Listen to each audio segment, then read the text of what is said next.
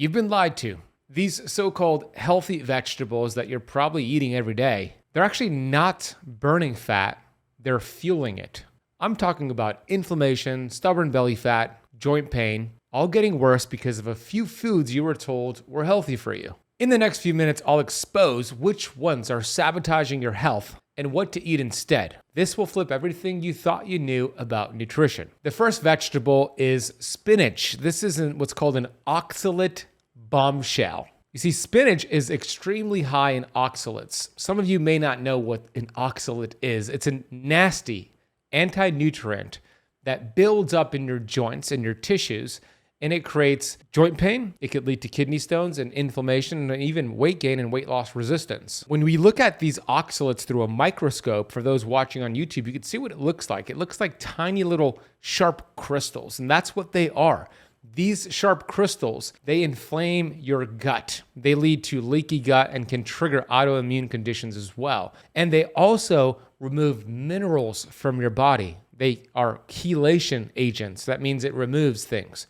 Minerals are so important for your mitochondria. Your mitochondria help you produce energy, burn fat, live long, feel good. We don't want to deplete them of this important fuel source of minerals. When oxalates bind to calcium in your body, here's what happens. It irritates the lining of your gut. It contributes to leaky gut syndrome. It could cause a calcium oxalate buildup, which leads to kidney stones. It worsens joint pain and inflammation, and it also interferes with nutrient absorption. Some of the symptoms you want to pay attention to are bloating and gas, especially after a green smoothie with spinach or maybe spinach and eggs, muscle cramps, burning urination or lower back pain, possibly an oxalate overload, fatigue and foggy thinking due to mineral depletion because your brain has the most mitochondria. Spinach contains about 750 milligrams of oxalates per 100 grams. It's amongst the highest of all vegetables. Some people say you could cook the spinach and break down the oxalates. Well, according to Sally Norton, who I've had on my Metabolic Freedom podcast, doesn't really reduce it that much. It's still a heavy burden on your kidneys and gut. So what do you swap it with? Here are better options instead of the spinach. Watercress,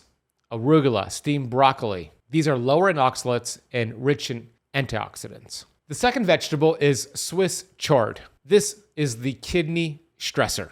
Like spinach, Swiss chard is also high in oxalates, particularly the colorful stems. This accumulates in your tissues and joints, causing pain. It worsens calcium loss and can lead to osteoporosis, osteopenia. It can contribute to chronic fatigue and mineral imbalances, and it inhibits the absorption of magnesium, which is responsible for 400 activities in your body, and also zinc. These are both critical for metabolic health and immune function, immune health. Symptoms to look out for would be numbness or tingling, joint stiffness in the morning, skin rashes, and kidney discomfort. It's crazy because a lot of people are trying to detox with Swiss chard juices or sautés, and they may unknowingly be creating mineral deficiencies inside of their body. So a healthier swap would be simply just romaine lettuce. The third vegetable, it's going to be beets. It's a sugar bomb, but it also has a hidden twist. And we hear beets help with nitric oxide, and it is true, it can help with that, but there's different ways to raise nitric oxide. Beets contain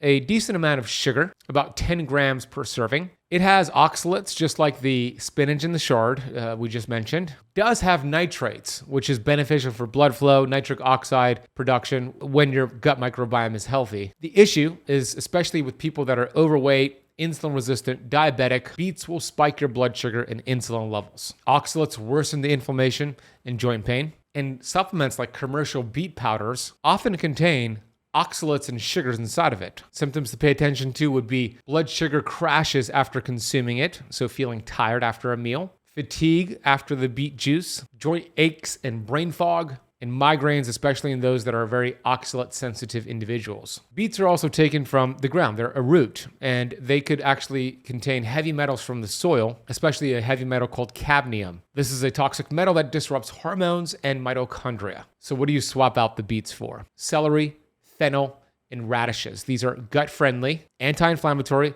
low in sugar, low in oxalates. The fourth vegetable is kale.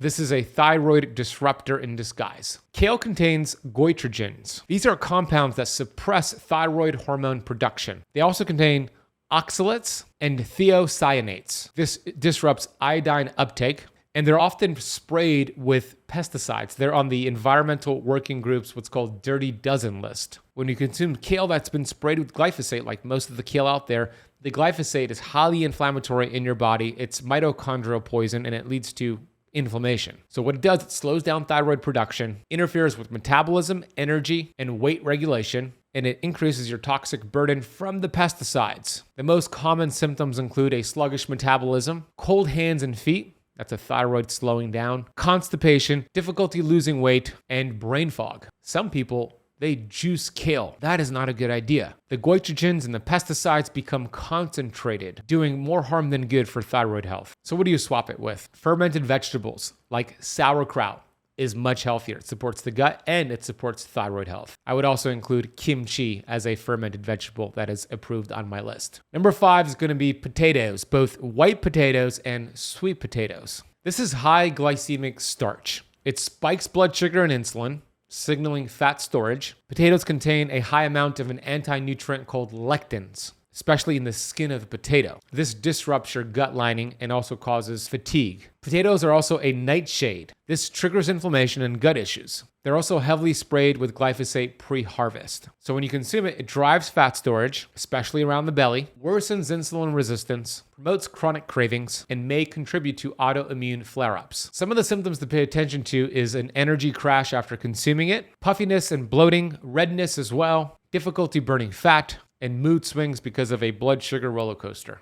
In terms of a glycemic response, some white potatoes can spike your blood sugar levels faster than a can of Coke, especially when it's mashed. So what's the alternative? What's a healthy swap? Cauliflower mashed potato. If you do a sweet potato, go with a Japanese sweet potato, or even use turnips. These are lower glycemic options, and they're more gut friendly. The 6th vegetable is considered a nightshade, and that is eggplant. Eggplant contains a high amount of lectins and alkaloid toxins. As I mentioned, it's part of the nightshade family, which is known for triggering autoimmune responses in sensitive individuals, especially those with arthritis. It damages the tight junctions in the gut, creating intestinal permeability, which is just a fancy word for leaky gut. It worsens autoimmune conditions, causes joint pain and brain fog, and it could exacerbate certain autoimmune conditions like eczema, psoriasis, as I mentioned, autoimmune conditions like arthritis, and also skin inflammation. So symptoms to pay attention to are achy joints and stiffness, breakouts or rashes, autoimmune flare-ups, migraines, and chronic fatigue. In Mediterranean cultures, they typically salt and thoroughly cook the eggplant before eating,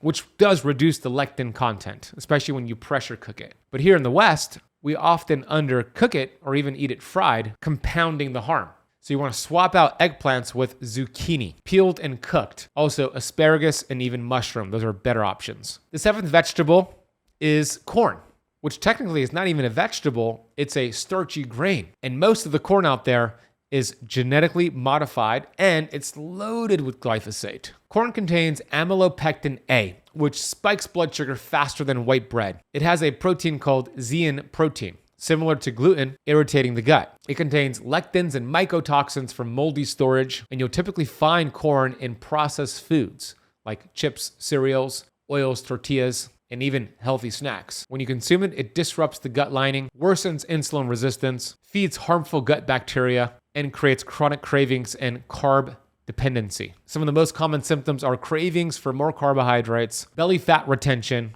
gut bloating and gas, and even IBS flare-ups, irritable bowel syndrome flare-ups. An interesting fact for you is that over 85% of the corn in the United States is GMO, genetically modified organisms, and it's heavily treated with glyphosate, which we know has been linked to endocrine disruption, gut dysbiosis, and even fertility issues. So what do you swap the corn with? Butternut squash, cauliflower rice, or even coconut flour tortillas are going to be better options. Now I'm going to address the common questions you submitted on this topic. Before I do, I want to give you a free resource. I have a fat loss ebook that you could read in 30 minutes or less.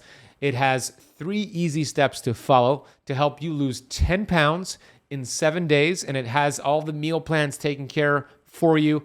Eat this, practice this fasting schedule, follow it for a week, and watch what it does for you. I want to give this to you for free. If you scan the QR code on the screen for those watching on YouTube, you could download it for free, or if you go to burnfatbook.com or click the link in the notes down below, download it for free. And one more quick thing before I get to the questions. I'm doing a speaking tour for my latest book, Metabolic Freedom. I'd love to meet you in person. We're doing book signings, meet and greets. I'm traveling the US and also the Middle East in the next few months. So you can check out my upcoming speaking schedule over at benazadi.com/events. I'd love to see you in person. Now let's get to your questions.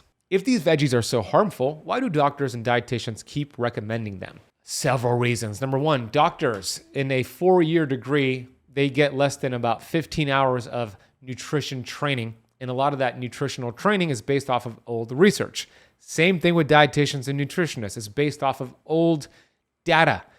And if you look up the real data, and even better, if you apply what I'm teaching you here, you might be skeptical, but if you apply it, you're going to feel better and you're going to notice a difference within a matter of days. How do I know if I'm sensitive to oxalates, lectins, or nightshades?